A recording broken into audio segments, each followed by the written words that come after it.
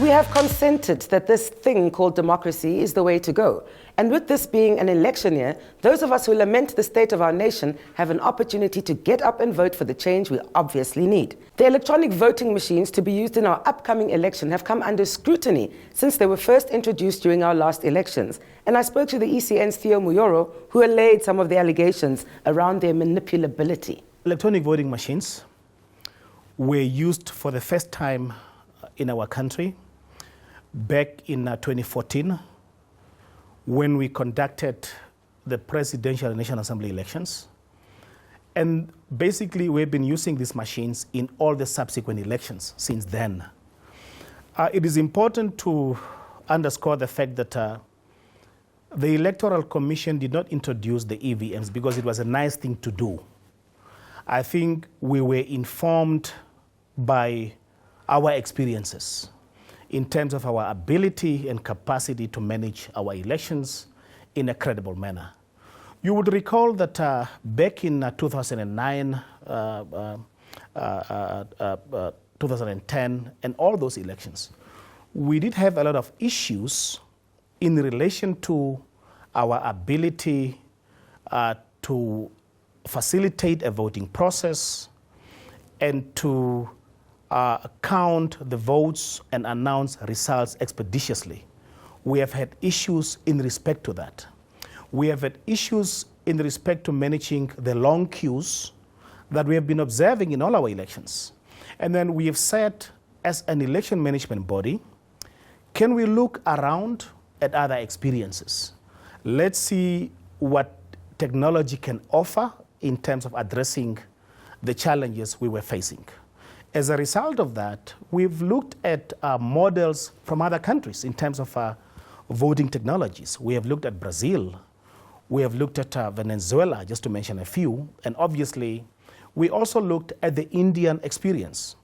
We have noted that India was using a voting technology that was quite simple and basic. It's not even high-tech. When you look at it, you will notice that it is a type of technology that utilizes basic IT. It is basically a calculator. It's not even a smartphone or a computer. And when you analyze the demographics in terms of the Indian voting population, you would say that in terms of illiteracy rates, it basically resembles what we have here in Namibia. But also take into account the sheer numbers that the Indians would have to deal with in the electoral process. We really felt that it is a technology that could solve our problems. So as a result of that, we have engaged extensively all our stakeholders, especially our political parties, all the parties that were registered with the Electoral Commission at the time, all the parties that were represented in the National Assembly.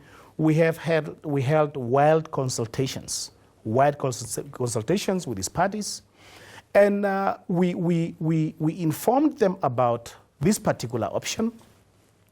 As part of the consultative process, political parties were flown to India, to Bangalore, to Gebhardt Electronics, which is the Indian state-owned company that manufactures these particular machines.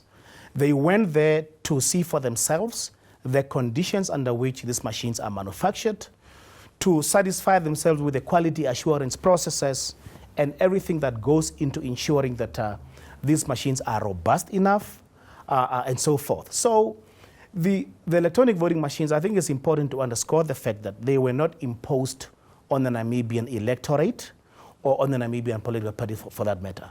It was a consultative process, and everyone at the time could see the benefits of introducing this particular technology.